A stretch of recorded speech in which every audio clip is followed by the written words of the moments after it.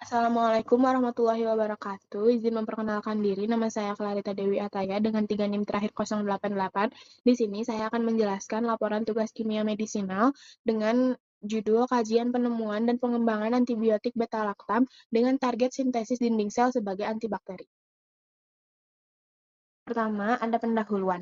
Infeksi bakteri masih menjadi masalah kesehatan yang sangat signifikan dan antibiotik itu merupakan terapi utamanya. Namun, penggunaan yang tidak rasional telah meningkatkan kejadian resistensi antibiotik yang berdampak pada kegagalan pengobatan dan meningkatnya resiko komplikasi.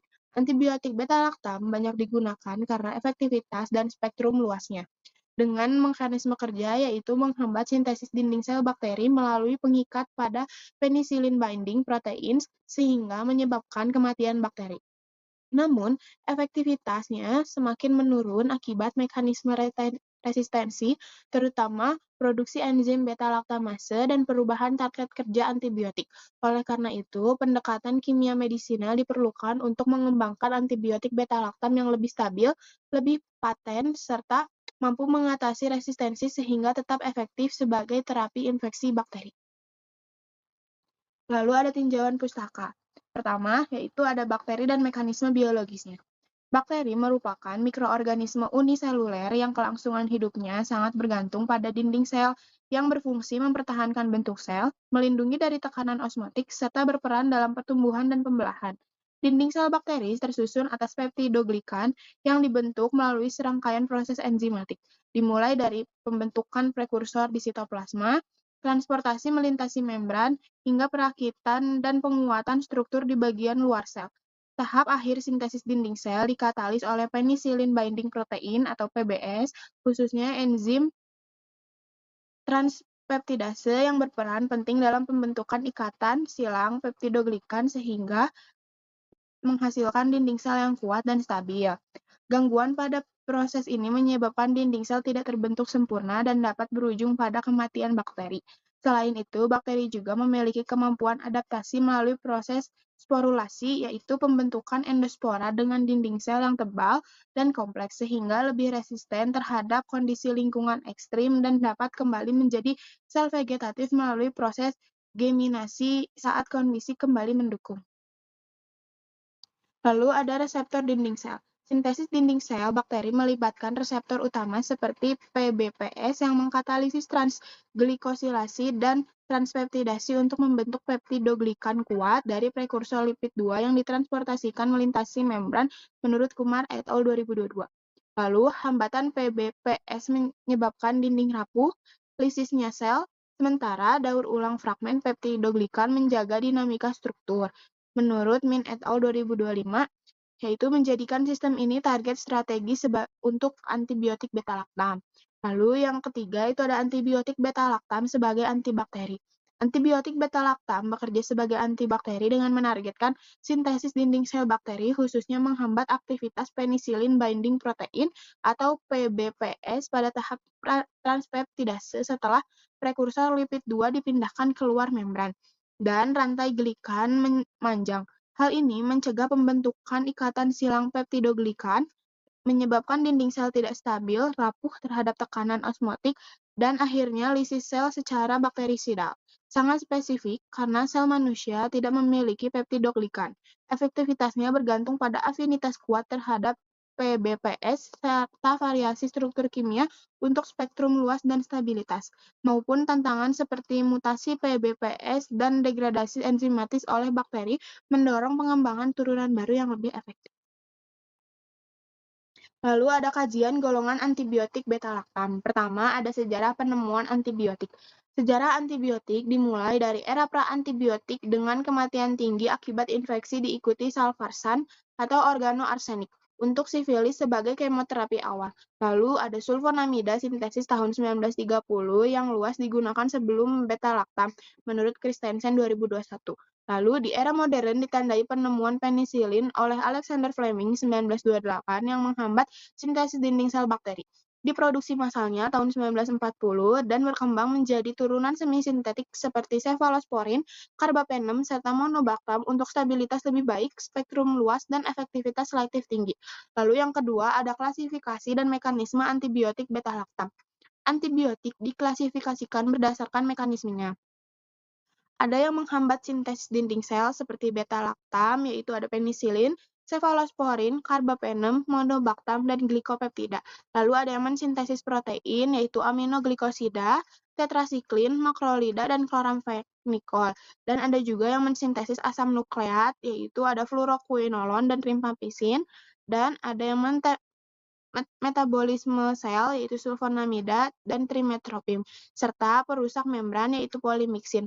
Khusus beta-laktam bekerja bakterisidal dengan cincin beta-laktam yang berikatan kovalen pada PBPS, menghambat transpeptidase peptidoglikan sehingga dinding sel rapuh dan lisis akibat tekanan osmotik.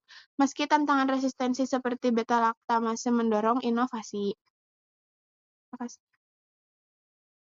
Lalu ada kajian, penemuan, dan pengembangan secara kimia medisinal. Yang pertama ada identifikasi dan validasi target sintesis dinding sel.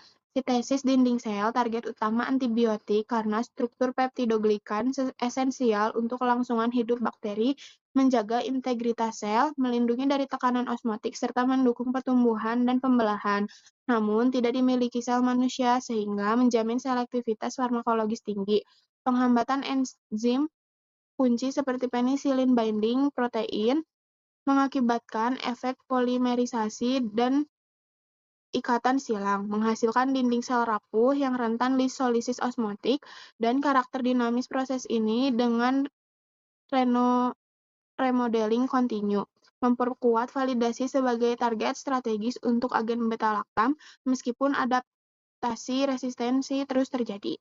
Lalu yang kedua ada senyawa awal atau lead compound, yaitu antibiotik beta-laktam dipilih sebagai senyawa awal dalam pengembangan obat antibakteri berkat aktivitas bakterisidal kuatnya yang spesifik melalui cincin beta-laktam 4 anggota inti kimia yang berikatan kovalen dengan PBPS, yaitu menghambat sintesis dinding sel peptidoglikan hingga menyebabkan lisis osmotik. Struktur fleksibelnya memungkinkan modifikasi gugus samping dan kerangka untuk tingkatkan efektivitas, stabilitas, serta atasi resistensi bakteri, menjadikan platform ideal untuk turunan baru.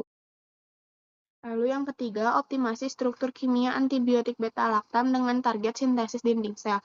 Optimasi struktur kimia antibiotik beta-laktam difokuskan pada 3 area utama, yaitu cincin beta-laktam yang dipertahankan sebagai inti farmakofor untuk inhibisi kovalen PBPS pada cincin peptidoglikan. Lalu ada gugus samping yang dimodifikasi guna meningkatkan afinitas pengikatan PBPS, memperluas spektrum aktivitas terhadap gram positif atau negatif, serta ketahanan terhadap hidrolisis beta-laktamase dan ada sistem cincin pendukung seperti penggantian substituen atau penyesuaian stereokimia untuk optimalisasi farmakokinetik, stabilitas kimia, serta penetrasi membran bakteri. Pendekatan ini menghasilkan generasi beta-laktam baru yang lebih poten, tahan resistensi, dan efektif sebagai agen bakteri menurut Kim et al. 2023. Lalu ada hubungan struktur aktivitas SAR. Hubungan struktur aktivitas atau SAR pada antibiotik beta-laktam menekankan peran kunci beta-laktam sebagai farmakofor utama untuk pengikatan kovalen irreversibel dengan PBPS yang esensial untuk inhibisi sintesis dinding sel. Modifikasi gugus samping dan cincin pendukung memodulasi afinitas PBPS spesifik serotype resisten terhadap beta-laktamase via steric hindrance atau substitusi elektron donasi, spektrum aktif mikroba gram positif atau gram negatif, serta properti fisikokimia seperti solubilitas lipofilik dan permeabilitas porin memungkinkan desain rasional turun optimal untuk atau resistensi multi-resisten. Lalu yang terakhir ada senyawa hasil pengembangan. Optimasi struktur kimia berbasis SAR pada antibiotik beta-laktam telah melahirkan turunan yang lebih baik dari senyawa awal, termasuk penisilin semisintetik seperti amoksisilin dan ampicillin, yaitu untuk peningkatan stabilitas asam pemberian oral, spektrum diperluas ke gram negatif.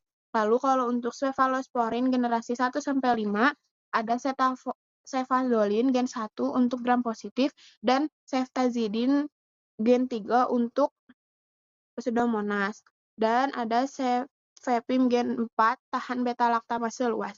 Dan ada karbapenem seperti imipenem dan meropenem yaitu untuk stabilitas tinggi, spektrum sangat luas termasuk anaerob atau multiresisten, serta monobaktam seperti aztreonam monosiklik, aman alergi dan penisilin, efektif gram negatif, non-fermenter.